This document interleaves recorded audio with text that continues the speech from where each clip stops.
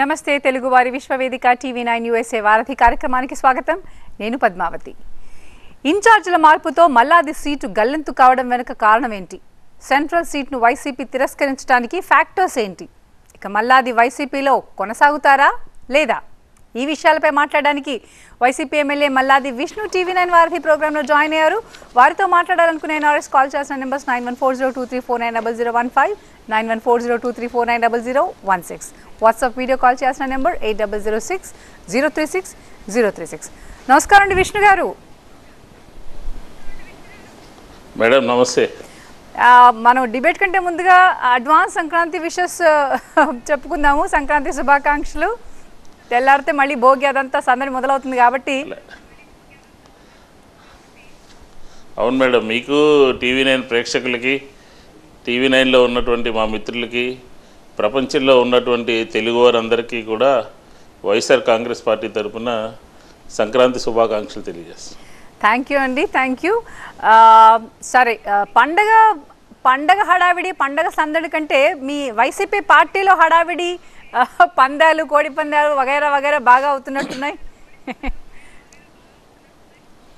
అవును మేడం, జనరల్గా సాంప్రదాయబద్ధంగా జరుగుతాయి కదా, ఎప్పుడు జరిగే విధంగానే ఈ సంవత్సరం కూడా అనేక ప్రాంతాల్లో జరుగుతూ ఉన్నాయి.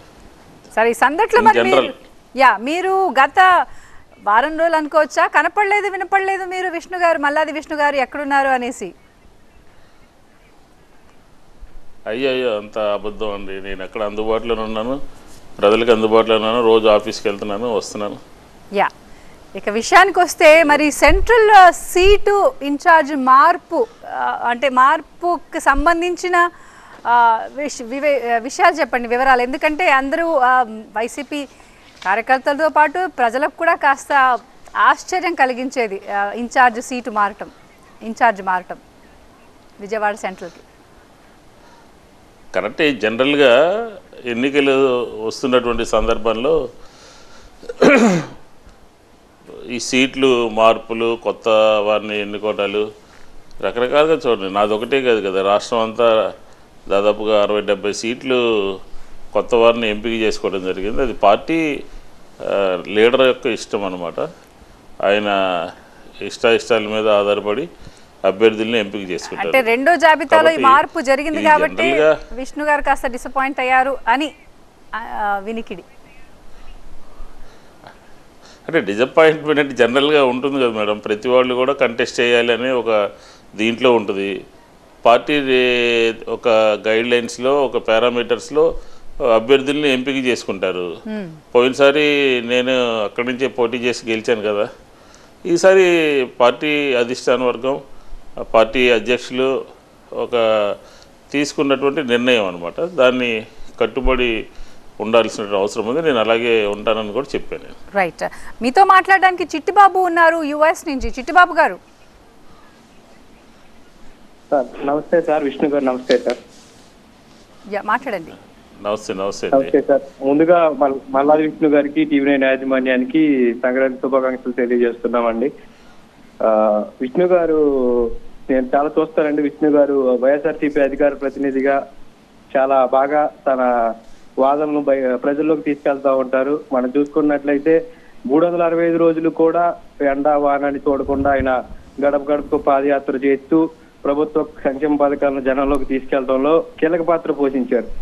సీటు విషయంలో విష్ణు గారికి చిన్న అన్యాయం జరిగిన మాట వాస్తవమే. కానీ ఆయన పార్టీ లైన్ జవదాటకుండా, ఎవరికి ఏం చేయకుండా పార్టీ లైన్ కట్టుబడి ఉందాం అని చెప్పి కార్యకర్తల్లో ఉత్సాహం నింపి అధిష్టానంకి మంచి మెసేజ్ ఇచ్చి తమకి విష్ణు గారికి సముచిత సాయం కల్పిస్తారని కోరుతున్నాము. అలాగే విష్ణు గారు, నేను అమెరికాలో ఉన్నా సరే ఆయన కార్యక్రమాలని చూస్తూ ఉంటాను. ఎందుకంటే నేను విజయవాడ నగరం నుంచి అమెరికా ఉన్నత విద్య కోసం వచ్చాను కాబట్టి విష్ణు గారు 365 సంవత్సరాలు పాదయాత్ర చేసి గడప గడపకు పాదయాత్రకి వెళ్ళారు.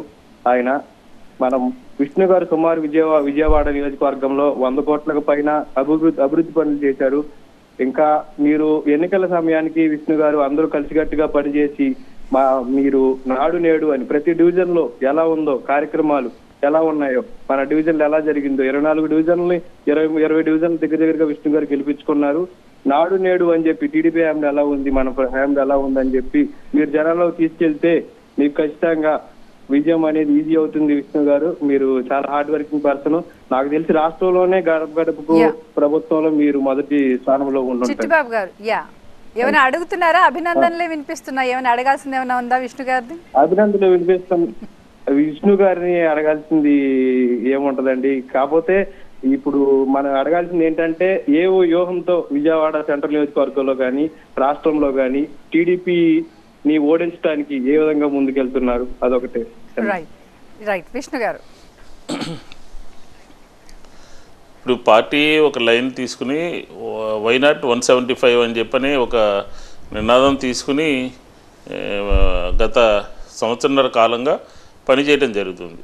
దీనికి సంబంధించి గడప గడపకి వెళ్ళాలని, అలాగే ప్రభుత్వం తీసుకున్నటువంటి కార్యక్రమాలని ప్రజలందరికీ కూడా సకాలంలో అందించాలని చెప్పని, ఎవరైనా ఏ కారణాల చేతైనా ఎవరైనా సరే కొన్ని మిగిలిపోయి ఉంటే వారిని కూడా లబ్ధిదారుల కింద చేర్చాలని ఇలాగా కొన్ని గైడ్లైన్స్ ఉంటాయండి పార్టీ పరంగా ఇచ్చినటువంటి. దాని ప్రకారం ఈ సంవత్సరన్నర కాలంలో పనిచేసాం కాబట్టి 4.5 సంవత్సరాలు 5 సంవత్సరాల్లో ప్రభుత్వం కూడా చాలా పాజిటివ్గా ప్రతి విషయంలోనూ కూడా అనేక రంగాల్లో కూడా ఒక అగ్రగామిగా ఆంధ్రప్రదేశ్ నిలబడినటువంటి సందర్భం ఉంది. కాబట్టి ఖచ్చితంగా ప్రజలు అంతా కూడా పాజిటివ్గా ఆలోచన చేసి మేలు చేసినటువంటి మంచి చేసినటువంటి ప్రభుత్వం పట్ల వారు కూడా సానుకూలంగా ఉంటారు అని చెప్పని మనం అనుకోవచ్చు. కాబట్టి మా టార్గెట్ 175కి 175. రైట్ విష్ణు గారు, మీరు అంటే గడప గడపకి ప్రోగ్రాంలో చాలా యాక్టివ్గా ఇందాక అన్నట్టుగా అంటే పథకాలు ప్రజలకు చేరవేయటంలో చాలా కీలక పాత్ర పోషించారు. బట్ ద అదర్ సైడ్ యాంగిల్ని అంటే ఒక అనాలిసిస్ చెప్తుంది ఏంటంటే గడప గడపలో కూడా చాలా విమర్శలు వచ్చాయి అన్న ఒక మాట కూడా వినిపిస్తోంది. దానికి సంబంధించి చెప్పండి, నిజమేనా? అంటే మేడం, ఒకటి ఈ సంక్షేమ కార్యక్రమాలు ప్రజలకి అందిస్తున్నటువంటి తరుణంలో కొన్ని అంచనాలు ఉంటాయి, కొన్ని గైడ్లైన్స్ ఉంటాయన్నమాట. అంటే సామాన్యులు, మధ్యతరగతి వర్గాల వారు, పేదలు, అలాగే కొంచెం ఎక్కువ కరెంటు కాలుస్తూ, లేకపోతే 4 వీలర్ ఉంటూ, లేకపోతే ఇన్కమ్ ట్యాక్స్ కొడుతూ, లేకపోతే కొడుకులు ప్రభుత్వ ఉద్యోగాల్లోనో ఇతర ఉద్యోగాల్లో ఉంటున్నటువంటి వారి పట్ల కొంత ప్రభుత్వం కూడా ఒక లైన్ తీసుకుంటుంది అనమాట. ప్రభుత్వం యొక్క ఉద్దేశం ఏంటంటే ఆర్థికంగా కింది స్థాయిలో ఉన్నటువంటి వాళ్ళకి ప్రభుత్వం నుంచి చేయూత ఇవ్వాలి, ఆర్థికపరమైనటువంటి ఇది వెసులుబాటు అందించాలి అని చెప్పనేది ఒక లైన్ అనమాట. అలాంటిది ఆ గైడ్లైన్స్లో ఫిట్ కాని వాళ్ళు కూడా మాకు వస్తే బాగుండు, మాకు ఉంటే బాగుండు అనే ఒక ఆలోచన చేస్తూ ఉంటారు. అలాంటి సందర్భాల్లో ఎవరైనా సరే విమర్శించుంటారో తప్ప జనరల్గా పబ్లిక్ అంతా కూడా ప్రభుత్వము వివిధ స్థాయిల్లో డెలివరీ సిస్టమ్స్ అన్నీ కూడా చాలా చక్కగా ఈ 4.5 సంవత్సరాల్లో ప్రభుత్వం చేసింది. కాబట్టి పనిగట్టుకుని విమర్శించేటటువంటి వాళ్ళ గురించి ఏం మాట్లాడలేము. కానీ ప్రభుత్వం అలాగే ప్రజాప్రతినిధులు అందరూ కూడా చాలా బాధ్యతగా వైఎస్ఆర్ కాంగ్రెస్ పార్టీ పక్షాన పనిచేశారని చెప్పచ్చు. రైట్, అంటే మీరు ఒక్క మాటలో చెప్పారు, ఆ పార్టీ అధిష్టానం ఒక నిర్ణయం తీసుకుంది, దానికి అనుగుణంగానే మేమంతా పనిచేస్తాం అనేసి. మీకు అంటే సీట్ అదే ఇన్ఛార్జ్ మార్పుకు సంబంధించి కానీ అంటే మీరు అలా ఒక లైన్లో చెప్తున్నారు, కానీ విశ్లేషణ చాలామంది చాలా విధాలుగా చేస్తున్నారు. అసలు ఎందుకు రిజెక్ట్ అయ్యింది అంటే వై నాట్ మల్లాది విష్ణు గారు అని ఒక క్వశ్చన్, దానికి ఏం వివరణ ఇస్తారు? అంటే నేను ఒకటే చెప్తున్నాను కదా, కారణం అనేది స్పెసిఫిక్గా ఉండదు. అనేక కోణాలు ఇప్పుడు ఒక సైంటిఫిక్ రీజన్స్ అన్నీ కూడా ఇప్పుడు చాలా వచ్చినాయన్నమాట. ఇది కారణమని ఏది కూడా చెప్పలేము మనం. అంతే, ఆ నిర్ణయానికి అదే సమాధానం, అంతే తప్ప ఇది ఈ కారణము ఆ కారణం అని చెప్పేటటువంటి పరిస్థితి అయితే పార్టీలో ఉండదు. పార్టీ ఒక లైన్ తీసుకుంటుంది, ఒక నిర్ణయం తీసుకుంటుంది. నన్ను 2-3 సార్లు పార్టీ సెలెక్ట్ చేసుకుంది, దానికి కారణం ఏంటుంటుంది? అలాగే ఉండదు. పార్టీ ఒక దృఢ సంకల్పంతో 175 అనే యాంగిల్లో పోతున్నటువంటి తరుణంలో ఇవన్నీ కూడా కొన్ని నిర్ణయాలు జరిగితే ఆ నిర్ణయాలకి కట్టుబడి పార్టీలో ఉన్నటువంటి వారందరూ కూడా పని చేయాల్సినటువంటి అవసరం ఉంటుంది. మీరు ముందు నుంచి ఉన్న వ్యక్తి, చాలా అంటే జగన్ గారికి కూడా చాలా క్లోజ్ అని అందరికీ తెలుసు. సో అయినా కూడా ఈ మార్పు కావడం పట్ల అంటే మీ నోటీస్లో ఉండే జరిగిందా, లేకపోతే మీకు కూడా షాక్ అనిపించిందా? అంటే హౌ ఇట్ హ్యాపెండ్ ఈ మార్పు తర్వాత? అంటే కొన్ని నిర్ణయాలు ఎలా ఉన్నప్పటికీ కూడా అవి జీర్ణించుకోవాల్సినటువంటి అవసరం ఉంటుంది పాలిటిక్స్లో. ఎందుకంటే పాలిటిక్స్ అనేది ఒక స్పోర్టివ్గా తీసుకోవాలి.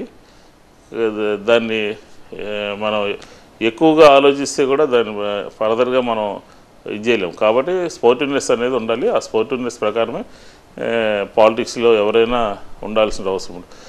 ప్లస్ జరిగినా మైనస్ జరిగినా రెండు కూడా స్పోర్టివ్గా తీసుకుని ఎక్కువ ఆలోచన చేయకుండా పార్టీలో పనిచేయాల్సినటువంటి బాధ్యతగా పనిచేయాల్సినటువంటి అవసరం ఉంటుంది. రైట్, మీతో మాట్లాడడానికి జితేందర్ ఉన్నారు అబుదాబి నుంచి. జితేందర్ గారు మాట్లాడండి విష్ణు గారితో. విష్ణు గారు నమస్తే సార్. విష్ణు గారు వెరీ సీనియర్ లీడర్ సార్. నమస్తే. మిమ్మల్ని చాలా అడ్మైర్ చేస్తాం మేము. Okay. You are with Jagan, you should be with Jagan, you are with Jagan. 100% sir. Yeah, Jitender garu ఉన్నారా లైన్లో? లైన్లో ఉన్నానండి. యా, అదే ఏమైనా అడగాలంటే అడగండి. Any question or anything, any kind of advice. I admire him and what to ask him. Vishnu garu, so senior figure, what to ask him. Okay. Right అండి, thanks for calling. Vishnu గారు చూసారా, question లేని రావట్లేదు ఎవరికి, మీకు సపోర్టింగే తప్ప. చెప్పండి, ఈ కాల్కి ఎలా స్పందిస్తారు? You should be with Jagan, you are with Jagan అని. సార్ నేను జాన్ 2నే నేను ఆ రోజు చెప్పాను. పార్టీ డెసిషన్ వెల్కమ్ చేయడమే తప్ప నేను డిఫర్ అవ్వనని చెప్పని ఖచ్చితంగా ఆ లైన్ అనేది నేను ముందే తీసుకున్నాను. కాబట్టి ఇంకా వారు చెప్పారు కాబట్టి జితేందర్ గారు ఆయన ఆలోచన ఉన్నది కాబట్టి ఆయన ఆలోచన ప్రకారమే విత్ జగన్ గారు అని చెప్పాను. రైట్, అంటే మీ కేసులో కాదు, జనరల్గా సీటు మార్పిడి ఎప్పుడు ఉంటుందంటే సరిగా పని చేయలేకపోతేనే, లేకపోతే నెగిటివ్ రిమార్క్, అంటే మిమ్మల్ని రిఫర్ చేయట్లేదు, జనరల్ సిచ్యువేషన్స్ చెప్తున్నా. అలాంటి సమయాల్లో మనం సీటు మార్పిడి చూస్తూ ఉంటాము. కానీ మీరు వేరే ఇన్ఛార్జ్ మారారు కాబట్టి ఇలా మారిన వాళ్ళలో జనరల్గా అసంతృప్తి చూస్తూ ఉంటాము. మీలో అది కూడా లేదు. You are very stable and prepared with kind of thing. So అంటే ఆ దిశలో పార్టీ మార్పు ఏమైనా జరగబోతుందా? మీరు వేరే పార్టీకి అంటే ఇలా పక్కన పెట్టిన వాళ్ళందరూ కూడా పార్టీ మారుతూ ఉంటారు in general scenario. Madam 3 things effect అవుతాయి.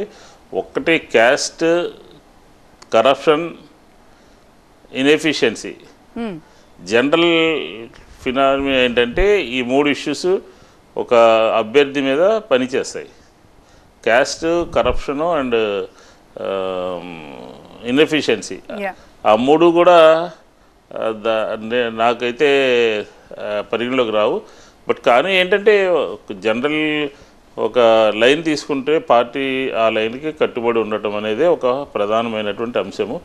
కాబట్టి అదే జరిగింది. రైట్, మీకు సన్నిహితులు అన్నవాళ్ళు కూడా ఈ మధ్య పార్టీ మారి వేరే పార్టీలోకి చేరారు. సో అంటే వాళ్ళ గురించి, అంటే వాళ్ళు కూడా మీతో టచ్లో ఉన్నారని, సో అలాంటి మార్పు ఏమైనా జరగబోతుందా అనేసి కొంతమంది విశ్లేషిస్తున్నారు. మేడం నన్ను ఎందుకు ఒక లైన్లోకి తీసుకెళ్ళాలనుకుంటారు? నేనైతే ఖచ్చితంగా చెప్తున్నాను, ఇప్పుడు ఎవరు ఒపీనియన్ వాళ్ళకు ఉంటుంది. వాళ్ళు ఏదో రకరకాలుగా బిహేవ్ చేశారని నేనైతే ఆ లైన్లో లేను. కాబట్టి నన్ను ఆ లైన్లో తీసుకెళ్ళద్దు. రైట్, మీరు కన్ఫర్మ్ చేశారు కాబట్టి ఇక ఇప్పటి నుంచి అంటే క్వశ్చన్స్ వేరే విధంగా ఉంటాయి. Why not 175? సో మొత్తానికి వై నాట్ 175 లక్ష్యం దిశగానే అందరూ పనిచేస్తున్నట్టుగా తెలుస్తోంది, అంతేనా? అవును సార్, మిషన్ 175. సో అంటే ఎందుకంటే ఒక నిమిషం మేడం చెప్పండి. ఎందుకంటే 2014లో జస్ట్ అధికారం దూరంగా ఉన్నా 2019లో 175కి 151 సీట్లు వచ్చాయి. 50% ఆఫ్ పబ్లిక్ ఓట్ షేర్తో వచ్చింది. కాబట్టి మనము ప్రతిపక్షం వీక్గా ఉన్నా, ప్రతిపక్షము లేకపోతే అబద్ధాలు చెప్పి మన మీద దాడి చేస్తున్నా మనం పర్ఫెక్ట్గా పనిచేస్తున్నాం. కాబట్టి ఎందుకుని 175కి 175 రాకూడదు అని చెప్పని ఒక సంవత్సర కాలంగా ఒక మిషన్ 175 పేరు మీద మేమంతా పార్టీ యంత్రాంగం అంతా కూడా పనిచేస్తూ ఉంది. కాబట్టి మొత్తం ప్రజలకి మన ఇంతటి మేలు చేసినటువంటి ప్రభుత్వం కానీ, లేదంటే సంక్షేమం కానీ, డెవలప్మెంట్ కానీ, పబ్లిక్ అంతా కూడా దుష్ప్రచారం ఏం చేస్తారంటే బయట ఓన్లీ సంక్షేమం మీద మాత్రమే జరుగుతుంది ఈ ప్రభుత్వంలో, డెవలప్మెంట్ లేదు అని చెప్పని ఒక విమర్శ చేస్తుంటారు. కాదు, అది కరెక్ట్ కాదు. కాబట్టి రెండూ సమానంగా జరుగుతున్నాయి, రెండూ సమానంగా చేసాం. కాబట్టి 175కి 175 రావాలి అని ఒక టార్గెట్గా పెట్టుకుని పనిచేయడం జరిగింది. అదే దాని గురించి అడగబోతున్నాను. కాన్స్టిట్యుయెన్సీలో డెవలప్మెంట్, మీరు మీ కాన్స్టిట్యుయెన్సీ విజయవాడ సెంట్రల్ సంబంధించిన అభివృద్ధి కార్యక్రమాలు ఎంతవరకు అయ్యాయి? ఎందుకంటే ప్రజలు సంతృప్తికరంగా ఉన్నారా? ఎందుకంటే రిపోర్ట్ అక్కడి నుంచే వెళ్తుంది కాబట్టి టు ద అధిష్టానం. కాబట్టి how your constituency is satisfied? 99% satisfaction. నేనైతే 99% సాటిస్ఫాక్షన్.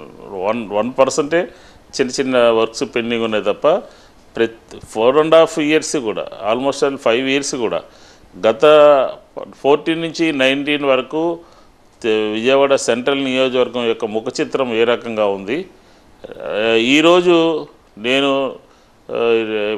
ఎమ్మెల్యే 5 years ప్రజలు ఇచ్చినటువంటి టైము దగ్గర పడుతున్నటువంటి తరుణంలో ఈరోజు పోయి చూస్తే విజయవాడ సెంట్రల్ నియోజకవర్గం యొక్క ముఖ చిత్రం ఎలా ఉంది అని చెప్పని మనం ఒకసారి బేరేజ్ వేసుకుంటే, లేకపోతే పోల్చుకుంటే 14 నుంచి 19 వరకు ఏమీ జరగనటువంటి పరిస్థితిలో ఈరోజు 5 yearsలో రోడ్లు ఆల్మోస్ట్ ఆల్ ఒక 5% 10% తప్ప మొత్తం అంతా కూడా కంప్లీటెడ్గా రోడ్లన్నీ కూడా కంప్లీట్ చేయడం జరిగింది. రోడ్ల మీద ఎక్కువ ఫోకస్ పెట్టామన్నమాట. మేజర్గా రోడ్స్ మీద చాలా సాటిస్ఫాక్షన్గా ఉన్నాం అనమాట. ఎందుకంటే ఏ టెన్యూర్లో జరిగింది, ఏ టైంలో జరిగింది, అప్పుడు ఎవరున్నారు అని చెప్పని పబ్లిక్ అనుకుంటున్నటువంటి 2 సార్లు చేసినా, 3 సార్లు చేసినా, లేకపోతే ఇంకెన్నిసార్లు ఎమ్మెల్యేగా చేసినా కూడా మనకి సాటిస్ఫాక్షన్ లెవెల్స్ అనేవి ఖచ్చితంగా మనం చేసినటువంటి పనికి తగ్గట్టుగా మనం ఉండాలి. కాబట్టి రోడ్స్ అన్నీ కూడా బ్రహ్మాండంగా జరిగినాయి. అలాగే సంక్షేమం కూడా స్టేట్ గవర్నమెంట్ తీసుకుంటున్నటువంటి లైన్ సంక్షేమము, ఎవరైతే పేదవారు ఉన్నారో, ఎవరైతే మహిళలు ఉన్నారో, ఎవరైతే విద్యార్థులు ఉన్నారో, ఎవరైతే వృద్ధులు ఉన్నారో, ఈరోజు నా కాన్స్టిట్యున్సీలో 27,000 పెన్షన్లు ఉన్నాయి. 30,000 మందికి ఆసరా ఇవ్వడం జరిగింది. 30,000 మందికి ఇళ్ల స్థలాలు ఇవ్వడం జరిగింది. ఇట్లాగే రకరకాలుగా అన్ని వర్గాల వారిని సంతృప్తిపరిచినటువంటి పరిస్థితి ఉంది. దీంతోపాటు ఇన్ఫ్రాస్ట్రక్చర్ అనమాట. ప్రతి డివిజన్లోనూ కూడా హాస్పిటల్స్, ఒక 5 హాస్పిటల్స్ 6 హాస్పిటల్స్ని కొత్తగా ఒక్కొక్కటి 1,50,00,000 రూపాయలతో సెంట్రల్ గవర్నమెంట్, స్టేట్ గవర్నమెంట్ దాంట్లో కట్టడం జరిగింది. అలాగే స్కూల్స్ నాడు నేడులో, అలాగే పోలీస్ స్టేషన్స్. ఒకటి కాదు, చెప్పాలనుకుంటే 1.5 hours పడుతుంది అన్నమాట. కాబట్టి 100% ప్రజలు మన మీద నమ్మకం ఉండి ఓటు వేసినటువంటి సందర్భంలో, పార్టీ మన మీద నమ్మకం ఉంచి అక్కడ అభ్యర్థిగా ఎమ్మెల్యేగా గెలవడానికి అవకాశం ఇచ్చినటువంటి సందర్భంలో 100కి 100% అక్కడ బాగా పనిచేయడం జరిగింది. కాబట్టి ఇది నేను చెప్పేవన్నీ కూడా ప్రాక్టికల్గా కళ్ళకు కనపడేటటువంటి అంశాలు, అంతే తప్ప ఉన్నది లేనట్టుగా చెప్పినటువంటి మాటలు కావు. 100% బ్రహ్మాండంగా సెంట్రల్ నియోజకవర్గం చేసాం. 1 or 2 ఇష్యూస్లో కొన్ని కాలం కలిసి రాక, అంటే కరోనా సందర్భంలో కానీ, లేకపోతే ఇంకో సందర్భంలో కానీ కొంత ఒక RUB ఒకటి, ROB ఒకటి కొంచెం లేట్ అయింది. అది కూడా ఎలక్షన్స్ నోటిఫికేషన్ వచ్చే నాటికే ఒకటేమో టెండర్ పిలవడానికి, ఒకటేమో రాకపోకలు అవ్వడానికి 100% చర్యలు తీసుకోవడం జరుగుతుంది. కాబట్టి బాగా 5 years కూడా బాగా పనిచేసాం. ప్రభుత్వం నుంచి, హానరబుల్ సీఎం దగ్గర నుంచి కూడా పూర్తి సహాయ సహకారాలు నా నియోజకవర్గానికి అందాయి అని చెప్పి నేను చెప్పగలను. రైట్. ఇక టీడీపీ, జనసేన రెండైతే ఒక జట్టు కట్టాయి. ఇక బీజేపీ కూడా అనుకోవచ్చు మనం. సో ఈ 3 పార్టీలు కలిస్తే వైసీపీ అంటే పోటీ ఎలా ఉండబోతుంది? మీకు నల్లేరుపై నడక అనుకుంటున్నారా, లేకపోతే నిజంగానే 3 పార్టీలు కుమ్ముక్కవుతున్నాయి కాబట్టి మీకు కూడా పోటీ గట్టిగా ఉంటుంది, మీకు కూడా కష్టతరం అవుతుందని భావిస్తున్నారా? అంటే ఇప్పుడు 2014లో వీరిద్దరు ముగ్గురు కూడా కలిసే ఉన్నారు కదా ఎన్నికల్లో. ఓట్ షేరింగ్ ఇద్దరు ముగ్గురు కలిసి చేశారు. అప్పుడు జస్ట్ ఒక ఒక పాయింట్ అనుకుందాము, ఓట్లు తక్కువ వచ్చినాయి, వాళ్ళకి ఎక్కువ వచ్చినాయి, వాళ్ళు అధికారంలో వచ్చారు. కానీ అప్పటి నుంచి మేమేంటో తెలియకుండా, మా మేనిఫెస్టో తెలియకుండా, మా లీడర్ యొక్క పరిపాలన ఏంటో తెలియకుండా, గవర్నెన్స్ ఏంటో తెలియకుండానే ప్రజలు ఓటేశారు. ఈరోజు మాకు ఓటు వేసిన తర్వాత ఈ 5 ఇయర్స్లో కూడా ఏ రకమైనటువంటి పరిపాలనని ప్రజలకు అందించామో ఖచ్చితంగా ప్రజలందరూ కూడా చూస్తూ ఉన్నారు. కాబట్టి మేమేమనుకుంటున్నామంటే వీళ్ళు కలయిక, వాళ్ళు చెప్పేటటువంటి మాటలు కానీ, లేకపోతే మా ఎజెండా కానీ, మా మేనిఫెస్టో కానీ, ఉదాహరణకి మనం ఇప్పుడు చూడండి 2019లో మా మేనిఫెస్టోలో నవరత్నాలు అని పెట్టి తూచా తప్పకుండా అమలు చేశాము. అమలు చేసినటువంటి తరుణంలో ఇదే చంద్రబాబు నాయుడు గారు, ఇదే పవన్ కళ్యాణ్, లోకేష్ వీళ్ళందరూ కూడా ఏం చేశారంటే ఆంధ్రప్రదేశ్లో సంక్షేమమే, ప్రజలందరికీ కూడా డబ్బులు పంచటమే తప్ప ఈ ప్రభుత్వానికి వేరే ఎజెండా లేదు అని మాట్లాడారు. లేదా ఆంధ్రప్రదేశ్ అప్పుల పాలైపోతుందని అన్నారు, ఆంధ్రప్రదేశ్ శ్రీలంక అయిపోతుందని అన్నారు. ఇది వీళ్ళు ఎల్లో మీడియా అందరూ కూడా కలిసి. కానీ ఇప్పుడు ఎవరి దారిలోకి వచ్చారు?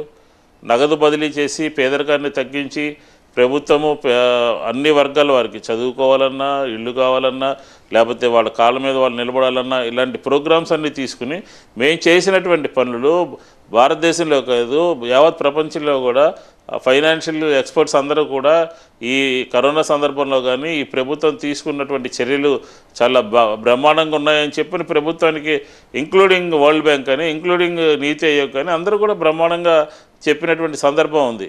ఇలాంటి సందర్భంలో ఈరోజు వీళ్ళిద్దరు కూడా ఏం చెప్తున్నారు? మేము జగన్ గారి కన్నా ఎక్కువ ఇస్తాము, మీరు మాకు ఓటు వేయాలి అంటున్నారు. ఉదాహరణకి అమ్మఒడి అని ఉంది, మేము అమ్మఒడి ఇంట్లో ఎంతమంది ఉంటే అంతమందికి ఇచ్చేస్తాము. ఇట్లాగా ఒక ఫ్రీ అనే ప్రభుత్వంలోకి రావాలని ఒక సిద్ధాంతం లేకుండా మమ్మల్ని విమర్శించినటువంటి స్కీములే మళ్ళీ మమ్మల్ని కాపీ కొట్టి, మా ఎజెండా కాపీ కొట్టి, మా మేనిఫెస్టో కాపీ కొట్టి ప్రజల దగ్గరికి వెళ్తే ప్రజలు ఏమనుకుంటారు? మీరు 14 నుంచి 19 వరకు అధికారంలో ఉన్నారు ఆంధ్రప్రదేశ్లో, మీరు ఏ రోజైనా అమ్మఒడి ఇచ్చారా? ఏ రోజైనా చేయూత ఇచ్చారా? ఏ రోజైనా ఇల్లు 30 లక్షల మందికి ఇల్లు ఇచ్చారా అని అడగరా? జనరల్ పబ్లిక్ అడగరా? అంటే ఓటు వేసే వాళ్ళకి అంత ఆలోచన ఉండదా? ఓటు వేసేటటువంటి వాళ్ళకి గత ప్రభుత్వంలో విషయాలు గుర్తుండవా? ఇమ్మీడియట్గా రీసెంట్గా జరిగినటువంటి పరిపాలనే కదా. ఆ పరిపాలనలో ఏమీ చేయకుండా, ఆ పరిపాలనలో ఏమీ చెప్పకుండా మేము అధికారంలోకి వచ్చిన తర్వాత మా ఎజెండాని, మా మేనిఫెస్టోని మేము కూడా ఇస్తాము అని వాళ్ళంటే ఇంకా వాళ్ళ అవసరం ఏముంది పబ్లిక్కి? వాళ్ళు ఎందుకు రావాలి పరిపాలనలోకి? అంటే రాజకీయంగా ముఖ్యమంత్రి కోసమో ప్రభుత్వం కోసమో అధికారంలో రావడం కోసమే ఈ కలయికలు తప్ప, మీరు పరిపాలన చేయాలనుకుంటే, మీరు ప్రజలకి మేలు చేయాలనుకుంటే, పేదరికాన్ని పోగొట్టాలనుకుంటే, మీరు మీ అధికారంలో ఉన్నటువంటి రోజుల్లో, వీరిద్దరూ కలిసి ఉన్నటువంటి రోజుల్లో మీరు ఎందుకు చేయలేకపోయారు? ఈ క్వశ్చన్ అరైజ్ అవుతుంది కదండి. కాబట్టి మాది ఒక సుస్థిరమైనటువంటి ప్రభుత్వము, ఒక ముందు చూపు కలిగినటువంటి ప్రభుత్వము. ఎన్నికల మేనిఫెస్టో తయారు చేయడంలోనే, రూపొందించడంలోనే పాదయాత్రలో వచ్చినటువంటి అంశాలన్నింటినీ కూడా తీసుకోవడం జరిగింది. కాబట్టి మేము పెద్దగా తెలుగుదేశం, జనసేన గురించి లేకపోతే ఇంకా అదర్ పార్టీల గురించి ఏమీ భయపడలేదు. రైట్. అంటే ఒక దశాబ్దం కాలం క్రితం అయితే రాజకీయాల్ని అంచనా వేసేవాళ్ళు పరిస్థితులను బట్టి. కానీ ఈ మధ్య కాలంలో ఎలా అయిపోయిందంటే ఓవర్ నైట్ చేంజెస్తో అంచనాకు అందట్లేదు. నేను ఎందుకు అడుగుతున్నా అంటే before and after Chandrababu Naidu గారి అరెస్ట్కి సంబంధించి దాని తర్వాత ఏమైనా అంటే సానుభూతి కానీ లేకపోతే పరిణామాలు కానీ ఏ విధంగా ఉండబోతాయి అంటే మీరు ఎలా అంచనా వేస్తున్నారు యాజ్ అ వైసీపీ పార్టీ? ఎందుకంటే బిఫోర్ అండ్ ఆఫ్టర్ సిచ్యువేషన్ చూస్తే.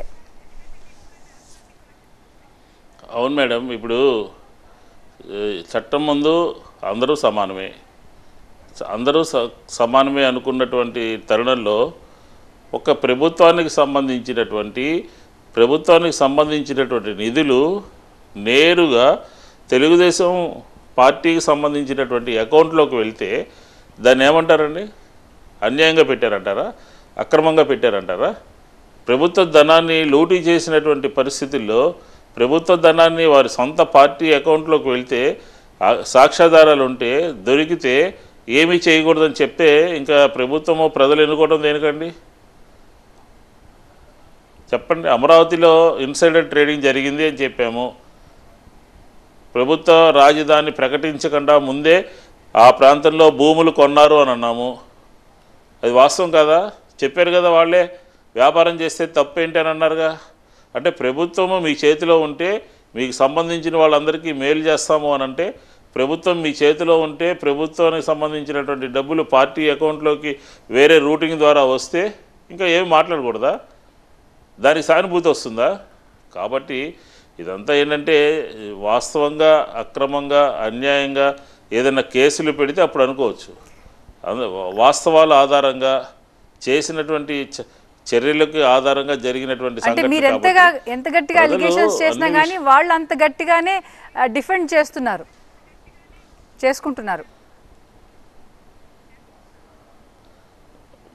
ఇప్పుడు ప్రతిదానికి కూడా కౌంటర్ మాట్లాడచ్చు మేడం. ఇప్పుడు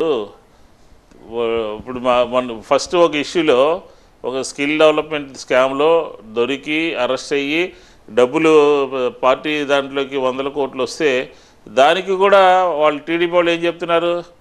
తప్పే ఉంది, రాజకీయ పార్టీలకి చందాలు ఇస్తారు అని చెప్తున్నారు. అది డిఫెండ్ చేసుకోవడం అంటే అది కరెక్టా? చెప్పండి. నేను ముఖ్యమంత్రిగా ప్రజలు ఎన్నుకుంది, నువ్వు ప్రమాణ స్వీకారం చేసింది ఒక ట్రస్టీగా ఉందాము అని చెప్పని, ఉండమని చెప్పని, ప్రజల బాగోగులు చూడమని చెప్పని,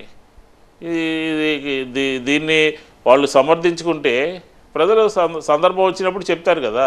రేపు మేము ఎన్నికల ప్రచారంలో చెప్తాం కదా తెలుగుదేశం పార్టీ చేసినటువంటి కార్యక్రమాలు ఏంటి, 2014లో ఎజెండాలో లేనటువంటి అంశాలు, ఈరోజు కొత్తగా చేరినటువంటి అంశాలు, అప్పుడు అధికారంలో ఉన్నప్పుడు ఎందుకు చేయలేదు, ఇప్పుడు అధికారంలో ఉన్నప్పుడు ఎందుకు చేశారు, మా మేనిఫెస్టోని ఎందుకు కాపీ కొట్టారు, మేము అమలు చేసినటువంటి కార్యక్రమాలని ముందు 2 సంవత్సరాలు ఎందుకు విమర్శించారు, ఎందుకు 2 సంవత్సరాలు మా రిస్క్లోకి మీరు వచ్చారు, ఇవన్నీ అడుగుతాం కదా. మేము రేపు ప్రజల ముందు పెడతాం కదా. కాబట్టి ఖచ్చితంగా ప్రతి విషయము కూడా ప్రజలు అన్ని విషయాల్ని గమనిస్తూనే ఉంటారనేది ప్రతి ఒక్కళ్ళు గుర్తుపెట్టుకోవాలి. రైట్. మీతో మాట్లాడడానికి మయూర్ ఉన్నారు యుఎస్ నుంచి. మయూర్ గారు నమస్కారం అండి. పద్మావతి గారు నమస్కారం అండి. విష్ణు గారు ఉన్నారు, మల్లాది విష్ణు గారు, మాట్లాడండి. విష్ణు గారు నమస్కారం సార్. ప్రతి ఒక్కరికి అందరికి కూడా ఈవెన్ మా సోదరులు ఈవెన్ కాల్ చేస్తున్నారు అందరికీ కూడా హ్యాపీ సంక్రాంతి విషెస్ అండి. ఏమండి విష్ణు గారు, మీరు మాత్రం మంచి పేరు సంపాదించుకున్నారు సార్. మరి మీకు ఈసారి మరి మీరు వస్తారా అసలు ఏంటనేది మాకు తెలియట్లేదు. మీకు సీట్ వచ్చిందా లేదనేది కూడాను. కాకపోతే ఇంకొక విషయం సార్, డెఫినెట్లీ ఈసారి అన్నా కానీ జగన్ గారే మళ్ళీ గవర్నమెంట్ ఎలాగైనా కానీ ఆయనే మళ్ళీ వస్తారు, ఆయనే గవర్నమెంట్ ని ఫ్రేమ్ చేస్తారు డెఫినెట్ గాను. ఒకటండి, ఇప్పుడు మీరు ఆల్రెడీ కొంతమందిని అంటే కొంచెం సీట్లు ఇవ్వని వాళ్ళు కూడా కొంతమంది పార్టీని వీడి వెళ్ళిపోయి వేరే పార్టీలు అది కలుస్తున్నారు. సో అటువంటి వాళ్ళు అందరూ కూడాను పక్క పార్టీలోకి వెళ్ళిపోతున్నారు. అంటే ఒకప్పుడు వాళ్ళు కూడా గెలుపు గుర్రాలు కదా. సో మరి దాని గురించి మనకి అంటే ఈవెన్ ఇక్కడ వైఎస్ఆర్సీపీకి ఏమైనా ఎఫెక్ట్ ఉంటుందా, లేదా రేపు అన్న రోజు రాజకీయ పరిస్థితుల్లో కానీ ఏమన్నా మార్పు ఉంటుందా, అసలు ఏంటనేది కొంచెం మీరన్నా చెప్పండి సార్. ప్లీజ్. Thank you. అట్లాగండి, మన మయూర్ గారికి ధన్యవాదాలు. మీకు కూడా సంక్రాంతి శుభాకాంక్షలు. మీరు అన్నట్టుగా సీట్లు రానటువంటి వాళ్ళు ఇతర పార్టీల వైపు చూసేటటువంటి వాళ్ళు ఎవరో స్వార్థం కోసం ఒకళ్ళిద్దరు ఎవరైనా అటు ఇటు ఉంటారేమో తప్ప వాళ్ళందరికీ కొంత బాధ కలిగిన తర్వాత వాళ్ళందరితో కూడా మాట్లాడటం జరుగుతుంది. పార్టీ ఐడియాలజీకి పార్టీ లైన్లోకి వారందరినీ కూడా తీసుకోవడం జరుగుతుంది. కాబట్టి ఏ ఒక్కరిని కూడా ఎవరిని కూడా నెగ్లెక్ట్ చేసేటటువంటి పరిస్థితి అయితే వైఎస్ఆర్ కాంగ్రెస్ పార్టీ చేయదు. వాళ్ళు ఉద్దేశపూర్వకంగానే వాళ్ళు ఏదో మనసులో పెట్టుకుని వాళ్ళు ఏదో పార్టీకి వ్యతిరేకం చేయాలనో లేకపోతే వ్యక్తులకి వ్యతిరేకంగా చేయాలనో పక్కకి వెళ్ళినటువంటి వాళ్ళు తప్ప మిగతా అందరితో కూడా పార్టీ మాట్లాడి పార్టీ లైన్లోకి ఉండి వారిని కూడా వారి సేవలు కూడా పార్టీ ఉపయోగించుకుంటే బాగుంటుందని చెప్పని భావన పార్టీలో ఉంది. ఆ విధంగానే చేయటం జరుగుతుంది. రైట్. అంటే విష్ణు గారు, అంటే మయూర్ గారు రైస్ చేశారు కాబట్టి ఆ రెఫరెన్స్లో అడుగుతున్నాను, ఇందాక అడుగుదాం అనుకున్నాను. ఒక పార్టీ మారినాక అంటే ఇక్కడ ఉన్నదంతా రైట్ అయిపోయి అటు వెళ్ళాక రాంగ్ అయిపోతుంది. అంటే విమర్శ వేరే పార్టీలోకి వెళ్ళాక సరే ఆ పార్టీ విధానాలని వాళ్ళు అనుసరించాలి, కానీ ఈ వచ్చిన పార్టీని విమర్శించటం తప్పదంటారా ఈ కైండ్ ఆఫ్ ప్రాసెస్? అంటే ఇదొక ఫ్యాషన్ అయిపోయిందండి మేడం. ఎలక్షన్ వచ్చినప్పుడల్లా అక్కడ ఉంటే అక్కడ అనుకున్నటువంటి కార్యక్రమాలు నెరవేరకపోతే అక్కడ డిఫర్ అవుతూ అక్కడ ఉన్నటువంటి దాన్ని ఏదో విమర్శించడమో మాట్లాడటమో వెళ్ళటమో మళ్ళీ పక్క చేరటం, మళ్ళీ కొద్దికాలం తర్వాత అక్కడ ఏదైనా ఏదైతే డిఫర్ అవడమో మాట్లాడటమో విమర్శించడమో పక్క రావడం. కాబట్టి ఆ రకంగా క్రెడిబిలిటీ పోగొట్టుకుంటే అది పాలిటిక్స్లో కరెక్ట్ కాదు. ఎందుకంటే మంచి జరిగిన చెడు జరిగిన ఒక లైన్ అనేది ఉండాలి ఎవరికైనా సరే. ఆ లైన్ దాటి వెళ్తే వాళ్ళ వ్యక్తిత్వం కూడా దెబ్బతింటుందని చెప్పచ్చు. రైట్. ఇక ఎలక్షన్స్ ప్రచారంలోకి అంటే వైసీపీ పార్టీ మీద కూడా కొన్ని విమర్శలు ఉన్నాయి. రాజధాని పరంగా కానీ లేకపోతే ఈ వాలంటీర్స్ సిస్టమ్ గురించి కానీ కొంచెం విమర్శ పార్టీకి ఉంది. సో దాన్ని ఏ విధంగా మీరు అంటే కన్విన్స్ చేసి కన్వే చేసి జనాల్లోకి వెళ్తారు? Madam, 2 issues madam. ఒకటి మీరు ప్రస్తావించినట్టుగా ఒకటి వాలంటీర్ వ్యవస్థ, రెండోది ఎన్నికలకి వెళ్ళటం అనేది. వాలంటీర్ వ్యవస్థ అనేది ఆ వ్యవస్థని క్రియేట్ చేయటం కానీ ఆలోచన చేయటం కానీ ఆ వ్యవస్థ ద్వారా ప్రజలకి మేలు చేయటం కానీ అది మామూలుగా ఇప్పటివరకు చాలామంది పరిపాలించారు తప్ప ఇంత గొప్ప ఆలోచన మా ప్రభుత్వానికే వచ్చింది. కాబట్టి ఆ వాలంటీర్ వ్యవస్థని ఎవరు తప్పు పట్టినా ఎవరు దాన్ని వ్యతిరేకించినా ఖచ్చితంగా ప్రజలలో అభాస్పాలవుతారు. ఎందుకంటున్నామంటే వాలంటీర్ వ్యవస్థ ద్వారా ఈరోజు ఆంధ్రప్రదేశ్లో ఆ వ్యవస్థ ఉండటం ద్వారా క్షేత్రస్థాయిలో అనేక పనులు సాఫీగా జరుగుతున్నాయి. ఉదాహరణకి 65 లక్షల పెన్షన్లు ఉంటే మా దగ్గర 15,500 సచివాలయాలు ఉంటే ఆ సచివాలయాల్లో ఉన్నటువంటి అన్ని క్లస్టర్స్లోనూ ఒక 3 డేస్లో మొత్తం అన్నీ కూడా ఒకేసారి ఇవ్వడం జరుగుతుంది పెన్షన్లు. నెంబర్ 1 అనమాట. మా ప్రభుత్వానికి ఉన్నటువంటి ప్రజల నుంచి పూర్తిగా ఆమోదం పొంది ప్రజల నుంచి పూర్తిగా మద్దతు వచ్చినటువంటి వ్యవస్థ ఏది అంటే నెంబర్ 1 సచివాలయం వ్యవస్థ. దాంట్లో భాగంగా ఉన్నటువంటి వాలంటీర్ వ్యవస్థ.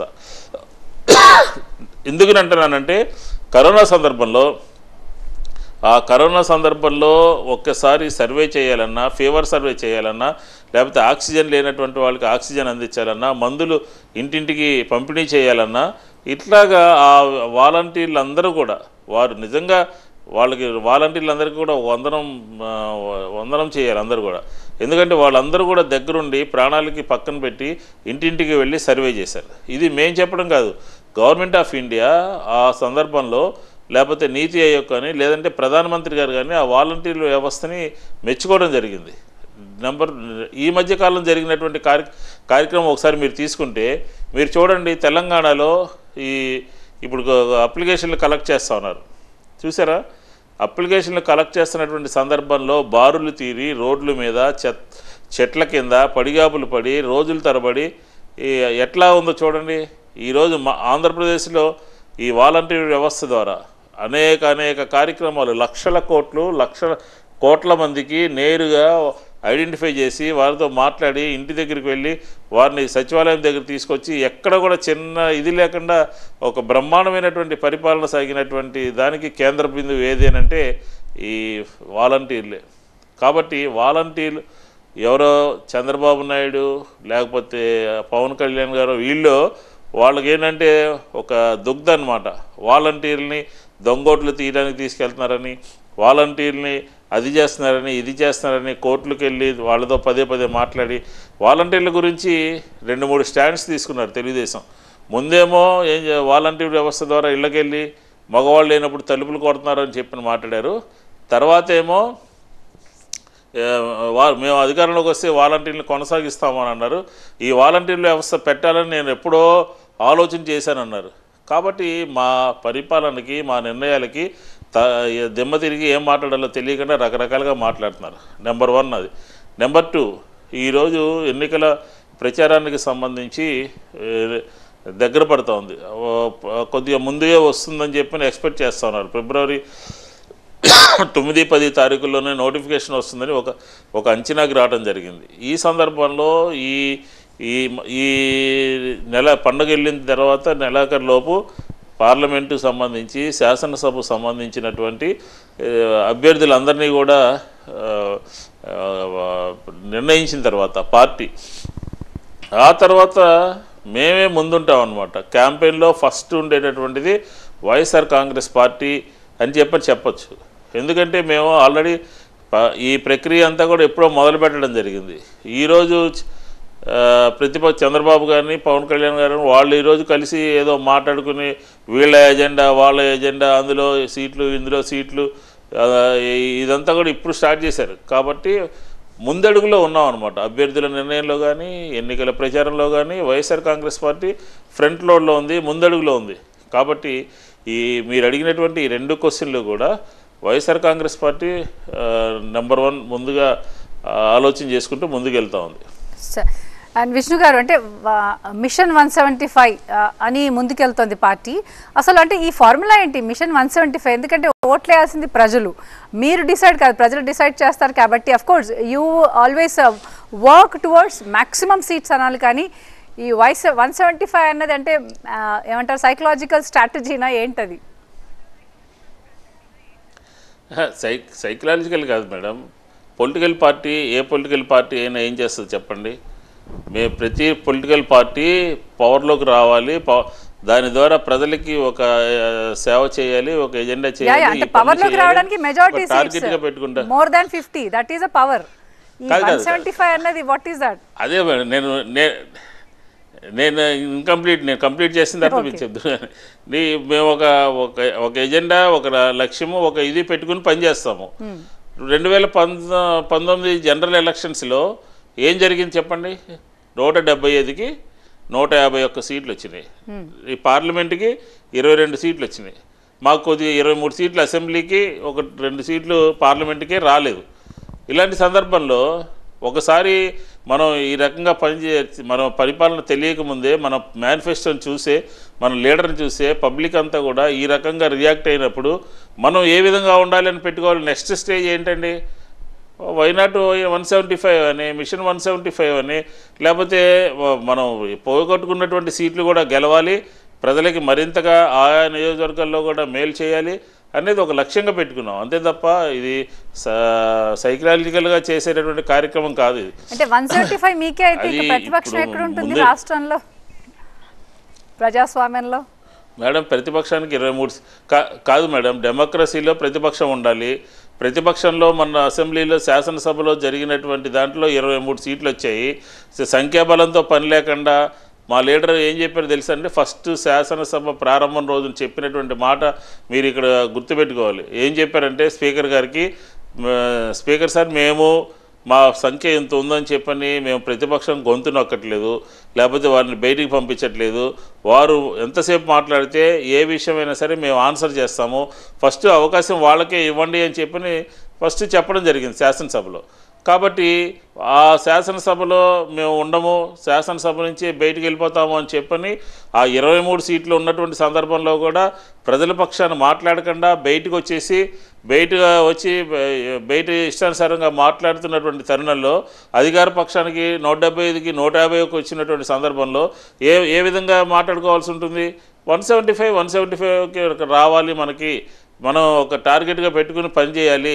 ఆ విధంగా మనం అందరం కూడా పార్టీ అన్ని నియోజకవర్గాల్లో బలపడాలి, గెలవాలి అని చెప్పని కోరుకుంటాం. ఇందులో ఒక పొలిటికల్ పార్టీ తప్పుగా భావించకూడదు. ఖచ్చితంగా ఒక టార్గెట్గా పెట్టుకుని పనిచేస్తేనే మనం లక్ష్యాలు చేరుకోగలుగుతాం. రైట్. సో అది that is the line of the party I think. Okay Vishnu గారు, మేడం సీనియర్ లీడర్ కాబట్టి ఒక జనరల్ క్వశ్చన్ అడుగుతాను, ఇన్ జనరల్ రెఫరెన్స్. అంటే ఒక కాలంలో ఒక పార్టీ నాయకుడు కానీ లేకపోతే పార్టీ నాయకులు, ముఖ్య నాయకులు ఎవరైనా స్పీచ్ ఇస్తుంటే కాస్త ఇంట్రెస్టింగ్గా ఉండదు. అంటే అభివృద్ధి పరంగా, అభివృద్ధి పనుల గురించి కానీ లేకపోతే ఇతరత్ర. ఈ మధ్య ఏ పార్టీ నాయకుడిని చూసినా ఆ పార్టీ ఈ పార్టీ అనగా ఏ పార్టీ నాయకుల స్పీచ్ విన్నా కానీ పర్సనల్ అలిగేషన్స్ ఎక్కువైపోయాయి. Is it good sir? Madam ఇప్పుడు ప్రజలు ఇచ్చినటువంటి ప్రజల అభిప్రాయం ప్రకారం పొలిటికల్ పార్టీస్ వెళ్ళాలి. ఉదాహరణకి 2019లో మేము అధికారంలోకి వచ్చిన తర్వాత కొద్ది కాలం వెయిట్ చేయాలి కదా. అంటే ఆంధ్రప్రదేశ్లో ఉన్నటువంటి ప్రజలందరూ కూడా అప్పుడు అధికారంలో ఉన్నటువంటి పార్టీని ఎమ్మెల్యేలతో, ఎంపీలతో, మంత్రులతో సహా ఓడించినప్పటికీ కూడా ఒక నెల రోజుల తర్వాత మళ్ళీ మొదలుపెట్టేశారు. పర్సనల్ ఎలిగేషన్స్ మొదలుపెట్టారు. అసలు అర్థం ఉంటుందా దానికి? ఒక 6 నెలలు వెయిట్ చేయాలి, ఒక సంవత్సరం వెయిట్ చేయాలి, మేము తప్పులు చేస్తుంటే మాట్లాడాలి, లేదంటే వేరే ఏదైనా ఉంటే మాట్లాడాలి. ప్రజలు 100%గా ఒక పార్టీకి మద్దతు ఇచ్చి అధికారంలో తీసుకొచ్చినటువంటి సందర్భంలో ఇమీడియట్గా ఒక నెల రోజుల్లోనే ప్రభుత్వాన్ని విమర్శించే పని పెట్టుకుని పత్రికల్లో వ్యతిరేకంగా రాసే పని పెట్టుకుంటే ఇంకా ఎక్కడుంటుంది? ఎవరో దాన్ని అనుసరించాలి.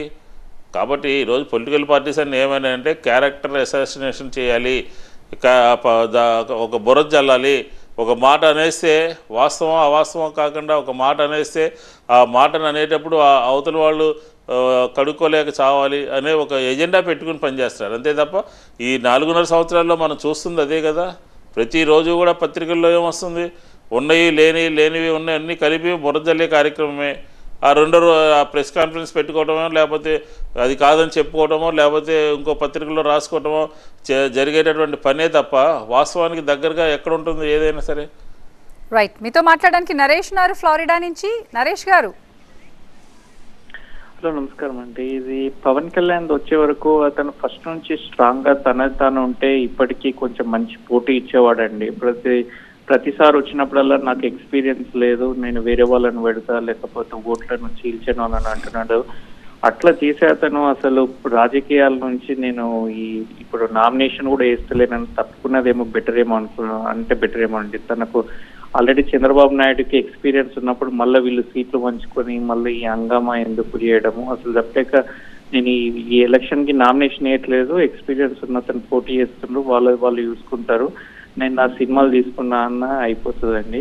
ఇంకోటి కూడా మీరు కూడా వచ్చేసి చంద్రబాబు నాయుడిని ఎక్కువ మాట్లాడనీయకుండా ఈ పవన్ కళ్యాణ్ని లోకేష్ని ఎక్కువ టార్గెట్ చేసి వాళ్ళ నుంచి ప్రశ్నలు అడిగిందని అంటే వాళ్ళకి ఫస్ట్ తెలుగు రాదు, నెక్స్ట్ అవగాహన లేదు అసలు రాజకీయాల గురించి కానీ దేని గురించి కానీ. సో వాళ్ళకు ఇప్పుడు లోకేష్ గురించి వస్తే ఒక్కరికి 15,000, ఇద్దరికి 30,000, తర్వాత ఇంకొకరికి 90,000 ఇస్తానంటున్నాడు. మరి అట్లా ఇచ్చుకుంటూ పోతే ఆంధ్రప్రదేశ్ బడ్జెట్ ఏమవుతుంది అనేది ఆలోచించుకోవాలి. ఇది మన పవన్ కళ్యాణ్ దగ్గరికి వచ్చే వరకు తను రష్యన్ పుస్తకాలు లేకపోతే అమెరికా పుస్తకాలు చదువుతాడు. మనకు తెలిసిందల్లా ఈ ఉన్న అన్ఎడ్యుకేటెడ్ పీపుల్ కి రామాయణం మహాభారతం తెలుస్తుంది కావచ్చు, కానీ ఈ రష్యన్ పుస్తకాలు అవి ఇవి ఎవరెవరో పేర్లు చెప్తే ఎవరికి అర్థం కాదండి. సో అట్లున్నది పరిస్థితి. మీరు విన్ కావాలని అంటే వాళ్ళని కొంచెం మాట్లాడిపించిందంటే జనాలకు అర్థమైపోతుంది, ఏం లేదు వీళ్ళ సొంత లాభాల కోసమే వస్తున్నారు ప్రజల దగ్గర. కానీ మీ దగ్గర ఉన్నది ఒకటి బెస్ట్ ఏంటంటే మీరు విద్య మీద చాలా స్పెండ్ చేశారండి, అది చాలా గ్రేట్. అది ఎందుకనంటే ఎవరు కూడా ఏ రాజకీయ పార్టీ కూడా ఇప్పుడు తెలంగాణకు వస్తే దళిత బంధు, ఈ బంధు, ఆ బంధు అని అందరికి 18 సంవత్సరాల పైన ఉన్న వాళ్ళకి ఇస్తుంది, కానీ 18 సంవత్సరాల లోపు ఉన్న వాళ్ళకు బాత్రూంలు సరిగా లేవు, ఒక సరైన తిండి సరిగా లేదు. కానీ మీరు చేసేది చాలా గ్రేట్ అండి. అది ఎప్పటికైనా మీకు మంచి ఫ్యూచర్లో మంచి బెనిఫిట్ అవుతుందని అనుకుంటున్నాను. థ్యాంక్స్. రైట్ నరేష్. విష్ణు గారు. సార్ ఇప్పుడు ఈ పవన్ కళ్యాణ్ గారి గురించి మనం పెద్దగా మాట్లాడాల్సిన పని లేదు. ఎందుకంటే ఆయన 2014లో టీడీపీతో బీజేపీతో కలిసి ఎలయన్స్లో ఉండి అప్పుడు నేను పోటీ చేయనన్నారు. అనేక సార్లు కేంద్ర ప్రభుత్వంతో డిఫర్ అయ్యారు, సిపిఐతో ఉన్నారు, సిపిఎంతో ఉన్నారు, తెలుగుదేశంతో ఉన్నారు, మళ్ళీ అందరితో డిఫర్ అయ్యారు, మళ్ళీ తెలుగుదేశంతో ఇప్పుడు కలిసి తిరుగుతున్నారు. మళ్ళీ ఎవరితో ఉంటారో తెలియదు, ఏం మాట్లాడతారో తెలియదు. ఒక స్టాండ్, ఒక రాజకీయ పార్టీకి ఉండాల్సినటువంటి పొలిటికల్ స్టాండ్ అనేది లేదు. ఇదే చంద్రబాబు నాయుడు గారితో ఈరోజు వెళ్ళి కలిశారు కదా, ఇదే చంద్రబాబు నాయుడు గారితో ఏ రకంగా మాట్లాడారో ఒకసారి రికార్డులో తీసుకుని పరిశీలిస్తే మనకు అర్థమవుతుంది. అదే మోడీ గారు నాకు అభిమాన నాయకుడు అంటున్నారు కదా, మోడీ గారిని ఎన్ని తిట్లు తిట్టారో ఒకసారి మనం చూసి అర్థం. కాబట్టి ఆయన గురించి పెద్దగా మాట్లాడుకోవాల్సినటువంటి అవసరం లేదు. కానీ ఇందాక మన నరేష్ గారు మాట్లాడుతూ విద్య గురించి చెప్పారు. ఈ విద్య గురించి ఆంధ్రప్రదేశ్లో మనం చూసినటువంటి ప్రభుత్వాల్లో అన్నిటికన్నా నెంబర్ 1 విద్యని ప్రోత్సహిస్తూ విద్య మీద ఒక ప్రత్యేకమైనటువంటి టార్గెట్గా పెట్టుకుని పనిచేసినటువంటి ప్రభుత్వం ఏదంటే అది మాదే, వైఎస్ఆర్ కాంగ్రెస్ పార్టీ ప్రభుత్వం, జగన్మోహన్ రెడ్డి గారి ప్రభుత్వమే. ఎందుకంటే సుమారుగా 65,000 కోట్ల రూపాయలు విద్య మీద ఖర్చు పెట్టడం జరిగింది. తన పాదయాత్రలో వచ్చినటువంటి అంశాలని ఈరోజు చూడండి. అమ్మఒడి ద్వారా 40 లక్షల మంది పైగా పిల్లలకి 13,000 రూపాయలు వారి అకౌంట్లో వేయడం జరుగుతుంది. ఇది మామూలు విషయం కాదు. ఎందుకంటే డ్రాప్ అవుట్స్ అనేవి ఎక్కడ కూడా గతంలో చూసాం మనం, గత ప్రభుత్వాల్లో. ఈ ప్రభుత్వంలో డ్రాప్ అవుట్స్ అనేవి ఎక్కడ కూడా ఉండవు అన్నమాట. ఎక్కడైనా ఒక స్కూల్ నుంచి, ఒక విలేజ్ నుంచో, ఒక సిటీ నుంచో పిల్లాడు డ్రాప్ అవుట్స్ అయితే ఆ పిల్లాడు ఎక్కడికి వెళ్ళాడో ట్రాక్ చేసి మళ్ళీ తీసుకువెళ్ళి అక్కడ స్కూల్లో జాయిన్ చేసేటటువంటి వ్యవస్థ క్రియేట్ చేసామన్నమాట. ఈరోజు నాడు నేడు చూడండి. నాడు నేడులో నా నియోజకవర్గంలో ఎన్ని స్కూల్స్ని బ్రహ్మాండంగా 10-15 రూములు చొప్పున ప్రతి చోట కూడా బిల్డింగ్స్ అన్నీ కూడా కట్టడం జరిగింది. ఇది ఒక అద్భుతమైనటువంటి కార్యక్రమము. లేదా వాళ్ళకు టీచర్స్ వ్యవస్థలో కానీ, ఇన్ఫ్రాస్ట్రక్చర్లో కానీ ఇలా రకరకాలుగా తీసుకుని విద్యని చాలా బ్రహ్మాండంగా ఇంగ్లీష్లో అందరూ మాట్లాడాలి. ఇలా ఈ మధ్యకాలంలో చూసాం మనం, ఐక్యరాజ్య సమితికి వెళ్ళి ఆంధ్రప్రదేశ్ పిల్లలు అనర్గళంగా మాట్లాడి ఆంధ్రప్రదేశ్ యొక్క విద్యా వ్యవస్థ ఏ రకంగా ఉందో పైన అక్కడ చెప్పడం జరిగింది. కాబట్టి ఇది గర్వకారణం అనమాట. విద్యా వ్యవస్థ ఆంధ్రప్రదేశ్లో నెంబర్ 1 స్థానంలో, భారతదేశంలోనే నెంబర్ 1 స్థానంలో ఉంది. అన్ని రకాలుగా ఆర్థికంగా ఎవరు నాకు చదువుకోవడానికి డబ్బులు లేవు అని చెప్పిన ఆంధ్రప్రదేశ్లో ఎవరు కూడా అనుకోవడానికి లేదు. నాడు నేడు కానీ, లేకపోతే జగనన్న కానుకలు కానీ, లేకపోతే స్కూలు ప్రారంభమైన రోజునే వాళ్ళకి పుస్తకాలు, బట్టలు అన్నీ కూడా వాళ్ళ చేతిలో పెట్టి చదువుకోండి అని చెప్తున్నారు. కాబట్టి విద్యా వ్యవస్థ మీద ఆంధ్రప్రదేశ్ ప్రభుత్వం చాలా ఫోకస్ పెట్టింది. చాలా టెక్నికల్గా కూడా చాలా బ్రహ్మాండమైనటువంటి ఇమేజ్ని బిల్డప్ చేసింది. ప్రైవేట్ స్కూల్స్కి పోటీగా ఈరోజు నా కాన్స్టిట్యున్సీలో ఏకేటీపీఎం స్కూల్ అని ఉంది. అందులో కావాలంటే ఖచ్చితంగా నేను ఎవరో మాట్లాడితే కానీ అక్కడ స్కూల్లో సీట్ దొరికేటటువంటి పరిస్థితి లేదు. ఆంధ్రప్రదేశ్లోనే నెంబర్ 3-4 స్థానంలోకి వచ్చింది. కాబట్టి విద్య గురించి గౌరవ ముఖ్యమంత్రి గారు బ్రహ్మాండమైనటువంటి స్టెప్స్ తీసుకున్నారు. ఈ ప్రజలందరూ కూడా విద్య మీద ఎవరికి ఆర్థికంగా ఇబ్బంది లేకుండా చదువుకోవడానికి అవకాశం కల్పిస్తుంది. ఎందుకంటే విద్య ద్వారానే సమాజం బాగుపడుతుందని, విద్య ద్వారానే సమాజంలో చదువుకున్న వాళ్ళకి గౌరవం ఉంటుందని, లేకపోతే దారిద్ర్యం పోవడానికి కూడా విద్యే కారణం అని, లేకపోతే దేశ విదేశాలకు పోవడానికి కూడా విద్యే మూలం అని చెప్పని భావించి ప్రభుత్వం ఆ రకంగా పనిచేస్తుంది. రైట్. విష్ణు గారు, మరి త్వరలో మనకి ఎన్నికలకు సన్నద్ధం అవుతున్నారు కాబట్టి గత ఎన్నికలకు ఇచ్చిన మేనిఫెస్టో పూర్తయిందని భావిస్తున్నారా? ఎందుకంటే ప్రీవియస్ రిపోర్ట్ని బట్టే ముందుకెళ్లాలని ఇందాక మీరు కూడా అన్నారు కాబట్టి, so tell me about your previous manifesto and ఈ కొత్త మేనిఫెస్టోలో ఇంకా ఏమైనా అంశాలు, ఎందుకంటే ఆల్మోస్ట్ వెల్ఫేర్ మీరు కవర్ చేశారు. I don't know how the party is taking the line. So previous manifesto complete అయినట్టేనా, ఇంకా ఏమైనా మిగిలిందా? 99% కంప్లీట్ అయింది మేడం. బ్రహ్మాండంగా మేము అన్నీ కూడా ప్రజల ముందు పెట్టాము. మేనిఫెస్టో ఖచ్చితంగా వెబ్సైట్లోంచి తీసేయకుండా, గత ప్రభుత్వాలు వెబ్సైట్లోంచి తీసేసేవి. మేము అట్లా కాదు, ప్రతి ప్రోగ్రాము కూడా ఎన్ని వేల మంది, ఎన్ని లక్షల మంది, ఎంత డబ్బు వారి అకౌంట్లో చేరిందో అని చెప్పి డీటెయిల్గా అంతా కూడా ఆన్లైన్ సిస్టమ్ ఉంటుంది. ఎన్నికల మేనిఫెస్టో కంప్లీట్ అయింది. కానీ కొత్త మేనిఫెస్టో ఉంటుందో లేకపోతే మార్పులు ఏమైనా ఉంటాయో అనేది నా లెవెల్లో నేను చెప్పేటటువంటి అంశం కాదు. ఖచ్చితంగా ప్రయారిటీస్ అయితే మారుతాయి. రాబోయే 5 సంవత్సరాలకి ప్రయారిటీస్ అయితే కొంచెం మారుతాయి అని చెప్పి నేనైతే గెస్ చేస్తున్నాను. అది నా లెవెల్లో మాట్లాడే అంశం కాదు, పార్టీ చెప్పాలి. Right. Yeah, thank you very much అండి మల్లాది విష్ణు గారు ఫర్ యువర్ వాల్యుబుల్ టైం.